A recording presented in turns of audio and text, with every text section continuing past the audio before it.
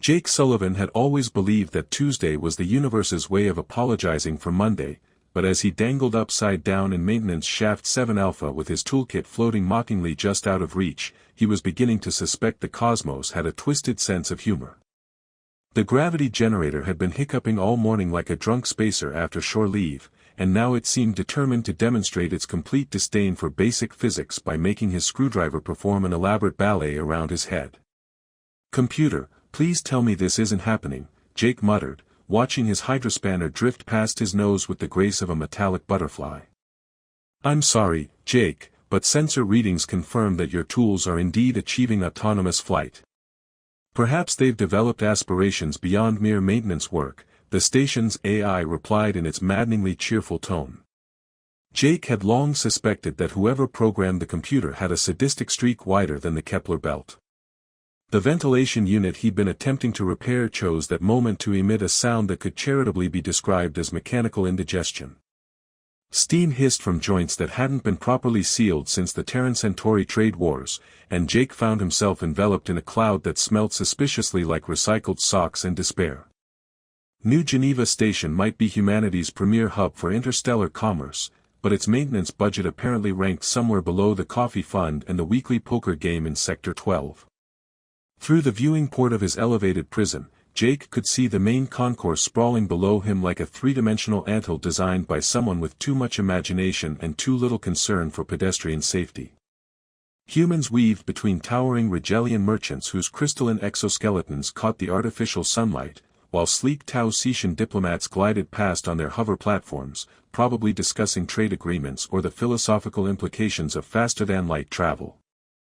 A group of tourist children from the outer colonies pressed their faces against the observation deck's transparent aluminum, pointing excitedly at every alien species they could spot while their parents tried to maintain some semblance of dignity. The coffee dispenser on Level 3 had apparently achieved sentience sometime during the night shift and was now refusing to serve anything stronger than flavored water to anyone it deemed insufficiently caffeinated to deserve proper coffee. Jake had been trying to negotiate with it for 20 minutes before giving up and climbing into the maintenance shaft, which in hindsight seemed like the kind of decision that would feature prominently in his eventual autobiography, tentatively titled, "How I Learned to Stop Worrying and Love Artificial Gravity."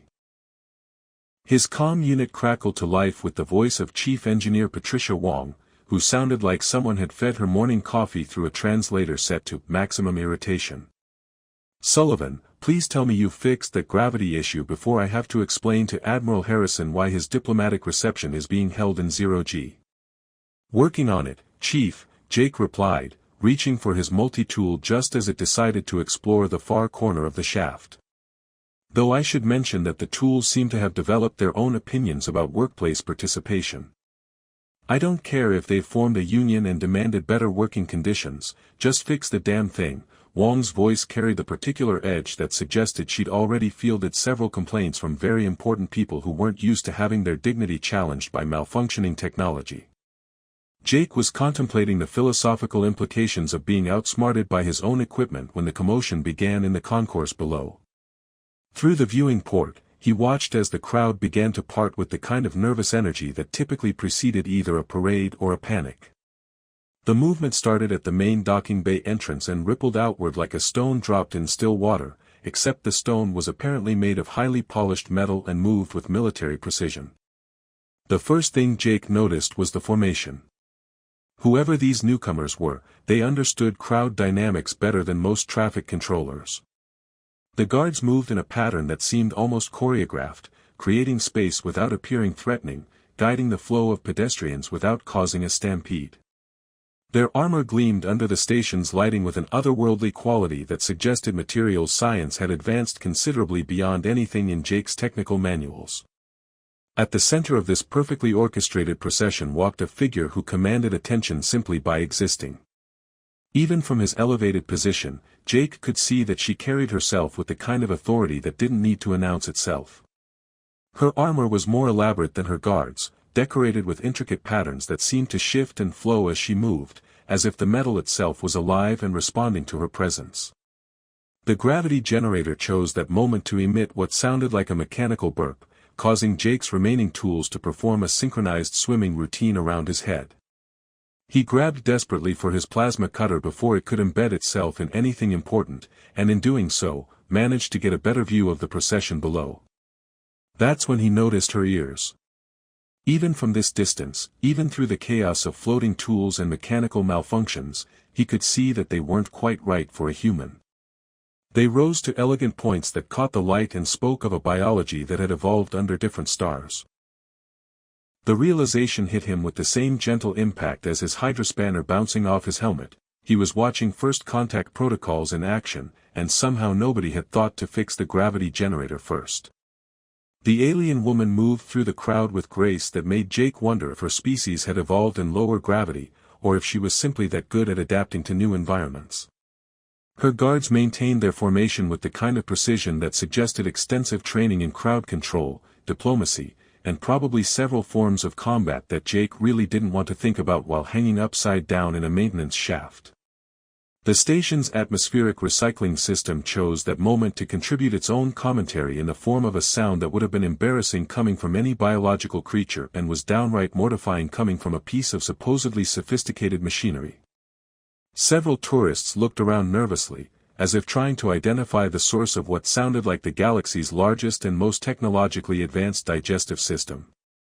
Jake found himself oddly mesmerized by the proceedings below, even as his blood began pooling in places that weren't designed for extended inversion. The alien delegation moved with purpose toward what he assumed was the diplomatic section, but their progress was interrupted by something that made Jake's maintenance-trained eye twitch with recognition, the subtle but unmistakable signs of bureaucratic interference.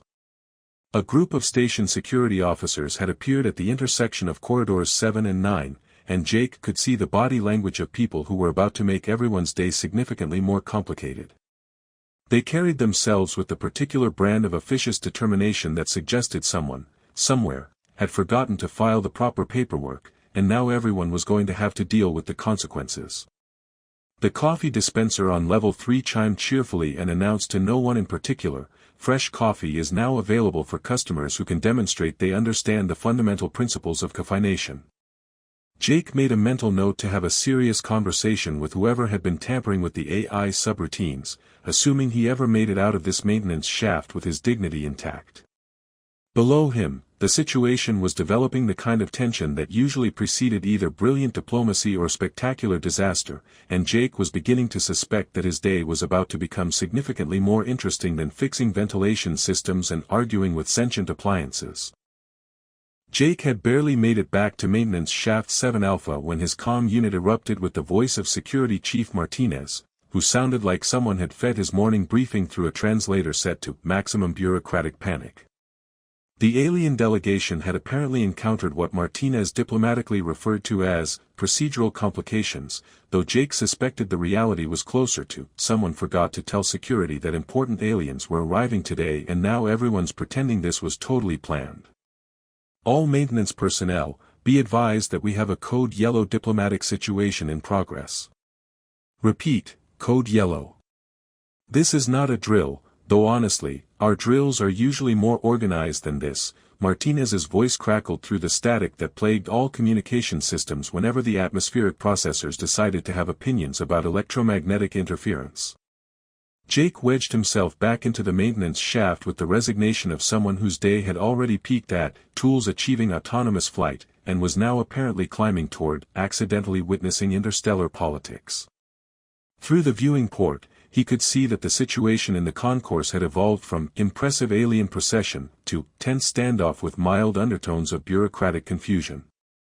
The human security team had arranged themselves in what Jake charitably recognized as an attempt at professional formation, though it looked more like someone had told them to stand importantly, without providing specific instructions on how importance was supposed to manifest physically.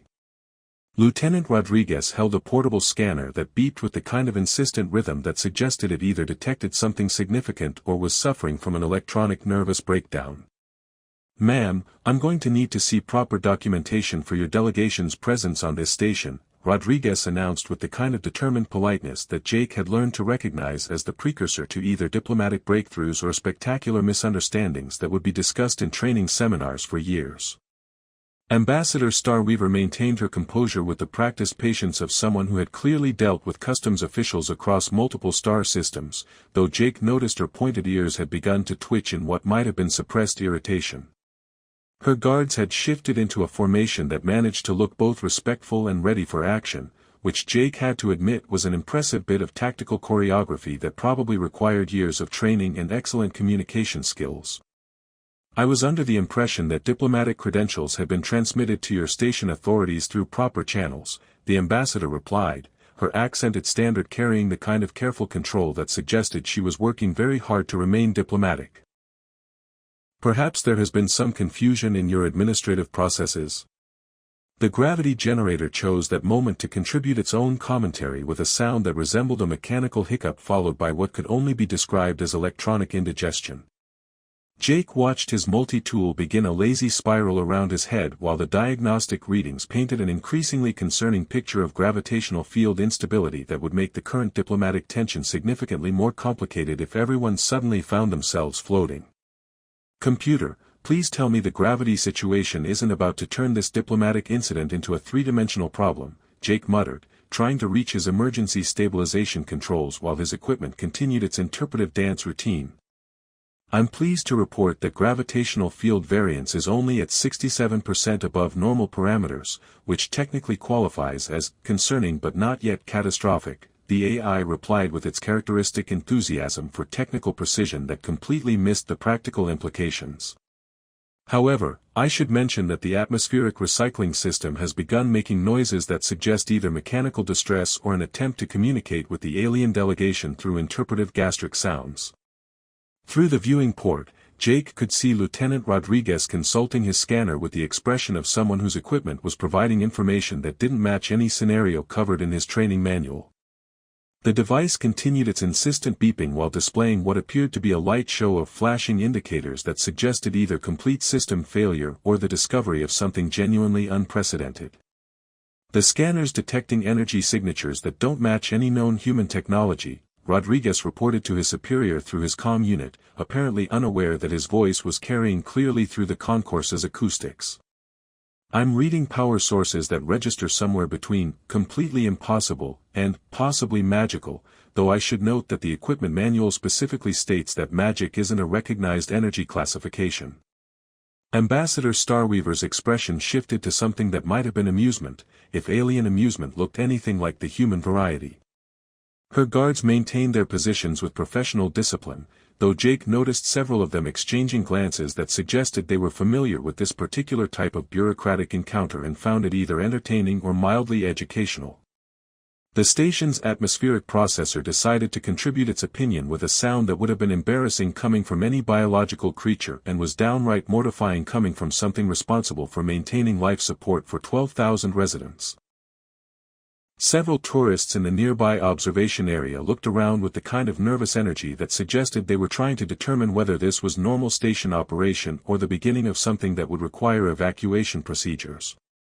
Perhaps, Ambassador Starweaver suggested with the kind of diplomatic patience that probably required advanced training, your scanner is detecting the power cells in our equipment. Our technology operates on principles that might be unfamiliar to your current scientific understanding. Rodriguez nodded with the enthusiasm of someone who had finally received information that made sense, even if the sense was of the completely beyond my comprehension, but at least there's an explanation variety. He began entering data into his portable terminal with the focused concentration of someone who knew this paperwork would either resolve the situation or become evidence in whatever investigation followed. The coffee dispenser on level 3 chose that moment to announce, "Attention all personnel. Premium coffee service is now available for individuals who can demonstrate basic competency in interspecies relations. Please present appropriate credentials and a willingness to acknowledge that caffeine is a fundamental right across all known civilizations." Jake found himself wondering when the station's AI had developed such strong opinions about coffee distribution and diplomatic protocol, though he had to admit that linking beverage service to successful cultural exchange showed a certain creative approach to motivation that was either brilliant or completely insane. The gravity generator emitted another mechanical hiccup, this one accompanied by a fluctuation that made everyone in the concourse briefly experience what it felt like to weigh 15% less than usual. Jake watched the alien delegation adapt to the gravitational variance with the kind of fluid grace that suggested either enhanced biology or extensive experience with unreliable technology, while the human security team struggled with the subtle disorientation that came from having their inner ears suddenly question everything they thought they knew about up and down. All security personnel, please be advised that we're experiencing minor gravitational anomalies due to routine maintenance, Chief Martinez announced over the station-wide comm system, apparently deciding that calling it routine would make everyone feel better about the fact that basic physics was having reliability issues. These fluctuations are completely normal and definitely not a cause for concern, panic, or requests for hazard pay. Ambassador Starweaver steadied herself with a grace that made the gravitational hiccup look like a planned dance move, while her guards adjusted their positions with the kind of professional competence that suggested they'd dealt with worse things than malfunctioning artificial gravity. Jake had to admire their adaptability, even as he watched his plasma cutter begin another orbital pattern around his head. Lieutenant Rodriguez had finally managed to complete his documentation process and was approaching Ambassador Starweaver with the relieved expression of someone who had successfully navigated bureaucratic requirements without causing an interstellar incident. His scanner had settled into a steady green glow that suggested it had either found answers it could accept or had given up trying to understand alien technology and decided to approve everything out of self-preservation. "Welcome to New Geneva Station, Ambassador Starweaver," Rodriguez said with the kind of formal politeness that suggested he'd been practicing diplomatic speeches in front of a mirror. "Your delegation's credentials have been verified, and you're cleared for access to all public areas and designated diplomatic facilities." The gravity generator made a sound like a mechanical sigh of relief, followed by the steady hum that indicated it had temporarily remembered its primary function. Jake's tools settled into predictable orbits that suggested the gravitational field was approaching something resembling stability, though he knew from experience that station machinery had a tendency to save its most creative malfunctions for moments of maximum inconvenience. Ambassador Starweaver inclined her head in acknowledgement, her pointed ears catching the overhead lighting as she smiled with what appeared to be genuine warmth. "Thank you for your patience with our arrival procedures. We look forward to experiencing your station's renowned hospitality and learning more about human approaches to interstellar cooperation." Jake was contemplating whether he should attempt to return to his maintenance duties or continue observing what was apparently successful diplomacy in action when the situation took another turn toward the complicated. The station's AI chose that moment to make an announcement that would have been helpful if it had come about 20 minutes earlier. "Attention all personnel, the diplomatic reception for the Andorian delegation will commence in Conference Room Alpha in 30 minutes. All department heads are requested to attend, along with any maintenance personnel who have demonstrated exceptional problem-solving skills during today's gravitational anomalies."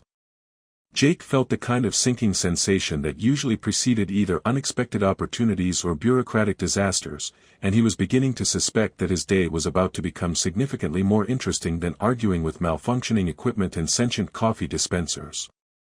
Through the viewing port, he could see Ambassador Starweaver and her delegation beginning to move toward the diplomatic section, their formation as precise and graceful as it had been throughout the entire encounter. The crisis had passed, the paperwork had been completed, and everyone was apparently satisfied that proper protocols had been followed. Jake was just beginning to think that maybe he could return to routine maintenance when the gravity generator made a sound that suggested it was about to have opinions about everyone's immediate future. Jake's multi-tool performed another lazy pirouette past his face as he watched the standoff below reach the kind of critical mass that usually preceded either brilliant diplomatic breakthroughs or spectacular incidents that would be discussed in safety briefings for decades. The gravity generator had been making increasingly creative noises for the past 10 minutes, ranging from what sounded like mechanical hiccups to something that resembled a whale with indigestion, and Jake was beginning to recognize the pattern that preceded a complete system failure. "Oh, come on, not now," he muttered, frantically trying to reach the emergency stabilization controls while his tools continued their impromptu zero-gravity ballet around his head. The readings on his diagnostic scanner were painting a picture that would have been artistic if it weren't so catastrophically inconvenient. Gravitational field variance was climbing toward levels that would make walking a theoretical concept, and the primary containment field was showing the kind of fluctuations that suggested it was having an existential crisis. Through the viewing port, He could see the alien woman gesturing with controlled patience while the human security officers maintained their bureaucratic stance with the determination of people who had clearly never been taught that sometimes flexibility was more valuable than protocol. Her guards had arranged themselves in a formation that managed to look both respectful and ready for action, which Jake had to admit was an impressive bit of tactical choreography. The station's atmospheric processor chose that moment to contribute its own opinion with a sound that would have been embarrassing coming from any biological creature and was downright mortifying coming from something that was supposed to maintain life support for 12,000 residents. Several tourists looked around with the expression of people trying to determine whether they should be concerned or just pretend they hadn't heard anything. "Computer, what's the likelihood of total gravity failure in the next 60 seconds? Jake asked, though he suspected he already knew the answer based on the way his plasma cutter was now orbiting his head like a particularly dangerous satellite. "Based on current system degradation patterns, I calculate a 97% probability of gravitational field collapse within the next 43 seconds. On the positive side, this will provide an excellent opportunity for everyone to experience the joys of microgravity, whether they want to or not," the AI replied with its characteristic enthusiasm for impending disaster. Jake could see the alien woman's pointed ears twitch slightly as she continued her conversation with the security team, and he wondered if her species had enhanced hearing that was picking up the increasingly alarming sounds coming from the station's infrastructure. Her composure remained perfectly intact, but there was something in her posture that suggested she was aware that the current situation was about to become significantly more complicated. The gravity generator emitted what could only be described as a mechanical sneeze, followed by a pause that felt like the universe holding its breath. Jake watched his tool collection suddenly accelerate toward the bulkhead with the enthusiasm of metal objects that had finally remembered how physics was supposed to work, then immediately reversed direction as the field fluctuated again. 30 seconds to field collapse, the computer announced cheerfully. "I'm taking this opportunity to remind all personnel that New Geneva Station's insurance policy specifically excludes damage caused by acts of artificial gravity, sentient coffee dispensers, or diplomatic incidents involving more than 3 species." Jake could see the exact moment when the alien woman realized something was wrong. Her head turned slightly, those elegant pointed ears shifting position in a way that suggested enhanced sensory awareness, and her expression shifted from diplomatic patience to something that looked suspiciously like the face someone made when they realized they were about to be involved in the kind of incident that would require significant paperwork. The security officers seemed oblivious to the impending gravitational catastrophe, continuing their insistence on proper documentation with the kind of dedicated focus that Jake had to admire even as he watched disaster approaching with the inevitability of a freight hauler with failed brakes. One of them was waving what appeared to be a portable scanner while explaining something about protocol compliance in the tone of someone who had clearly practiced this speech in front of a mirror. 15 seconds, the computer informed everyone who was listening, which Jake suspected was primarily himself and possibly the alien woman, whose enhanced hearing was probably picking up the countdown. "I'd like to take this moment to remind everyone that artificial gravity failure is a natural part of the station's learning process and should not be considered a reflection on the maintenance staff's competence or sobriety." Jake could see the inevitable unfolding like a slow-motion disaster movie. The alien woman took another step forward in her conversation with the security team, her armor catching the light in a way that spoke of materials engineering far beyond anything humanity had achieved. Her guards maintained their positions with professional discipline, apparently trusting that their leader could handle whatever bureaucratic obstacles the humans decided to present. The gravity generator made a sound like a mechanical death rattle, followed by the kind of silence that preceded either a miraculous recovery or complete systemic failure. Jake knew from bitter experience that station machinery rarely chose the miraculous recovery option, particularly when important aliens were involved. The field collapse hit like a wave of weightlessness spreading outward from the generator core. Jake felt the familiar sensation of artificial gravity releasing its hold, that moment of vertigo when the inner ear suddenly had to recalculate its relationship with the universe. His remaining tools immediately began drifting with the kind of lazy inevitability that made zero-gravity work either meditative or maddening, depending on your perspective and caffeine levels. Through the viewing port, he watched the alien woman's carefully controlled step forward turn into an uncontrolled stumble as the deck beneath her feet suddenly stopped providing the gravitational reference point her inner ear was expecting. Her elaborate armor, clearly designed for multiple environments but apparently not calibrated for malfunctioning human technology, shifted her center of balance in exactly the wrong direction. Jake moved without thinking, abandoning his diagnostic scanner and launching himself through the maintenance shaft's emergency access port with the kind of graceful desperation that came from years of working in unpredictable gravitational fields. He pushed off the bulkhead with enough force to carry him toward the concourse below, trusting that his momentum would get him there before the alien dignitary completed her unscheduled introduction to the deck plating. The silence in the concourse was the kind of complete quiet that only occurred when several hundred people simultaneously realized they were witnessing something that would either be historically significant or personally embarrassing for everyone involved. Jake could see the alien guards beginning to react, their training kicking in as they moved to assist their leader, but he was closer and moving faster. His grease-stained work gloves made contact with the alien woman's pristine armor just as she began to fall in earnest. The impact sent them both drifting in a low gravity, but Jake managed to steady her enough that what would have been an undignified collapse became merely an awkward moment of mutual weightlessness. For a heartbeat that seemed to stretch across several time zones, they were suspended together in the failing gravity field, and Jake found himself looking directly into eyes that held depth suggesting experiences across multiple star systems.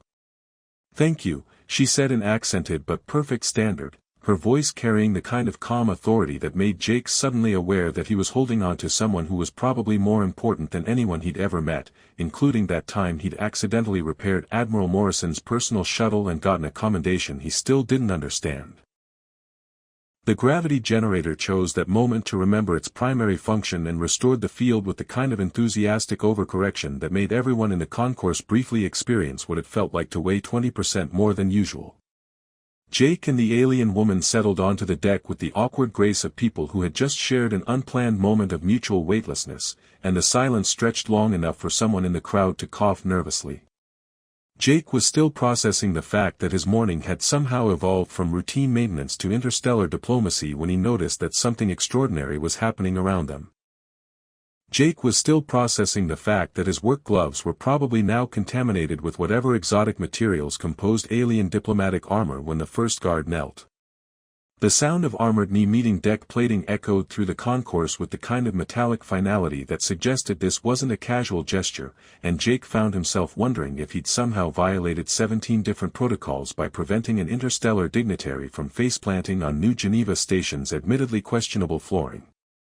The alien woman straightened her armor with practiced efficiency, her pointed ears catching the overhead lighting as she adjusted what appeared to be a ceremonial shoulder piece that had shifted during their brief gravitational adventure.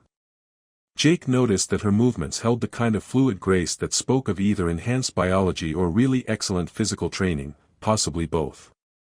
She glanced at him with an expression that seemed to combine gratitude with something that might have been surprise, as if helpful maintenance engineers weren't a common feature of her usual diplomatic encounters. "I apologize for the technical difficulties," Jake said, because someone had to say something and the security officers were standing around looking like people who had suddenly realized their training manuals hadn't covered this particular scenario. "The gravity generator has been having personality issues all morning. I think it might be going through some kind of mechanical midlife crisis." The second guard knelt with the same ceremonial precision as the first, followed by the third, until Jake found himself at the center of what appeared to be an impromptu display of synchronized genuflection. The human security officers exchanged glances that suggested they were desperately trying to remember if there was a protocol for alien warriors spontaneously kneeling in your general vicinity, and coming up empty. "Computer, please tell me this is normal diplomatic behavior and not a prelude to something that requires evacuation procedures," Jake muttered under his breath. "I'm sorry, Jake, but my cultural database indicates that spontaneous kneeling by armed aliens generally falls into the category of significant events that maintenance personnel are not typically trained to handle. I suggest remaining calm and avoiding sudden movements that might be interpreted as threatening or dance-related," the station's AI replied with its characteristic unhelpfulness. The alien woman removed her helmet with a fluid motion that revealed features that were hauntingly familiar yet distinctly otherworldly. Her hair fell in waves that seemed to catch light in ways that suggested either advanced styling products or subtle bioluminescence, and her skin held a faint luminosity that spoke of evolution under a different sun. But it was her eyes that captured Jake's attention, holding depths that suggested wisdom accumulated across star systems and experience with complexities he couldn't imagine. "Among my people," she said, her accent lending an almost musical quality to standard Galactic, "true nobility is not determined by birth or title, but by instinctive acts of assistance offered without thought of reward or consequence." Her guards remained kneeling, their armor creating a metallic harmony as they shifted slightly in their positions. Your immediate response to help someone in need, regardless of species or status, marks you as someone worthy of respect. Jake felt the kind of bewilderment that usually preceded either enlightenment or complete nervous breakdown. "I just didn't want you to hit the deck. The cleaning crew already complains about the amount of maintenance debris they have to deal with, and I figured adding diplomatic incidents to their workload would be pushing it." The alien woman's expression shifted to something that might have been amusement, if alien amusement looked anything like the human variety. "My name is Lyralii Starweaver, and I serve as cultural ambassador for the Andorian hegemony. Your actions today have demonstrated what we call Kethrai, the instinct to aid others without calculation of personal benefit." Jake Sullivan, maintenance engineer second class, currently specializing in arguing with malfunctioning gravity generators and sentient coffee dispensers, Jake replied, because formal introductions seemed appropriate even when they were happening in the middle of what was apparently a significant cultural moment. "Though I should mention that the gravity thing really isn't fixed yet. The field stabilizer is still making noises like a mechanical whale with digestive issues." Ambassador Starweaver turned to address her guards in what sounded like liquid music punctuated by consonants that seemed designed for vocal cords with more range than human anatomy typically provided. The guards rose with the same synchronized precision they demonstrated while kneeling, their armor chiming softly as they returned to attention positions that somehow managed to look both respectful and ready for action. The security officers finally found their voices, with the senior officer stepping forward to deliver what sounded like a prepared speech about proper diplomatic protocols and the importance of advance notification for cultural demonstrations. Jake noticed that the man kept glancing at the kneeling spots on the deck as if he expected them to provide some kind of explanation for recent events. "Perhaps," Ambassador Starweaver said, interrupting the security officer's increasingly complex explanation of proper procedures, "we might continue this conversation somewhere with more stable gravitational fields. I find myself curious about your station's engineering challenges, and Mr. Sullivan's approach to mechanical problem solving." The gravity generator chose that moment to emit what sounded like a satisfied belch, followed by the steady hum that indicated it had finally remembered its primary function. Jake's diagnostic scanner, which had been drifting lazily near the ceiling, settled gently to the deck with the kind of precision that suggested the artificial gravity was now functioning within normal parameters. "The gravitational field has stabilized," the computer announced cheerfully. "I'm pleased to report that all systems are now operating within acceptable ranges, and the coffee dispenser on level 3 has agreed to resume normal service for customers who demonstrate basic courtesy." Ambassador Starweaver's ears perked up at the mention of the coffee dispenser. "Your station's artificial intelligence appears to have developed some interesting personality traits. Among my people, we consider the emergence of individual characteristics in artificial systems to be a sign of advanced cultural development." "That's one way to look at it," Jake said, thinking about the morning's ongoing negotiations with the coffee machine and wondering if referring to mechanical obstinacy as cultural development might be giving the station's AI ideas above its programming. "Though I should warn you that our cultural development apparently includes machinery that develops opinions about beverage service and work schedules." The crowd in the concourse had begun to disperse as the immediate drama concluded, though Jake noticed several tourists lingering with the hopeful expressions of people who sensed they'd witnessed something significant and were trying to figure out if it was worth recording for their vacation files. The Rigelian merchants had resumed their crystalline conversations, and the Tausetian diplomats glided past on their hover platforms with the kind of studied nonchalance that suggested they dealt with unusual diplomatic incidents on a regular basis. Ambassador Starweaver gestured toward her guards, who immediately shifted into a formation that looked both ceremonial and practical. "Mr. Sullivan, my delegation was planning to tour your station's engineering facilities as part of our cultural exchange program. Would you be willing to serve as our guide?" I find myself interested in learning more about the maintenance philosophy that produces engineers capable of such immediate and selfless action. Jake looked down at his grease-stained coveralls and tool belt, then at the gleaming armor and obvious importance of the alien delegation, and felt the kind of cognitive dissonance that usually preceded either personal growth or mild panic attacks. I should probably mention that my supervisor might have some opinions about me conducting unauthorized diplomatic tours while there's still a backlog of maintenance requests that need attention. I believe, Ambassador Starweaver said with what was definitely amusement dancing in her otherworldly eyes, that your supervisor will find that diplomatic cultural exchange takes precedence over routine maintenance schedules.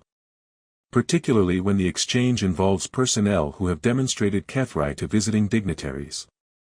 The security officers had finally accepted that their role in this particular incident was concluded and were beginning to disperse with the relieved expressions of people who had successfully avoided creating an interstellar incident through the simple expedient of not interfering with whatever had just happened. Jake could see Chief Engineer Wong approaching through the crowd with the determined stride of someone who had questions and expected answers, preferably ones that didn't involve her having to explain unusual personnel assignments to Admiral Harrison. Computer, please note in my work log that I've been temporarily reassigned to diplomatic duties involving cultural exchange and engineering consultation, Jake said, figuring that getting ahead of the paperwork was probably the smart move in this situation. Noted, Jake.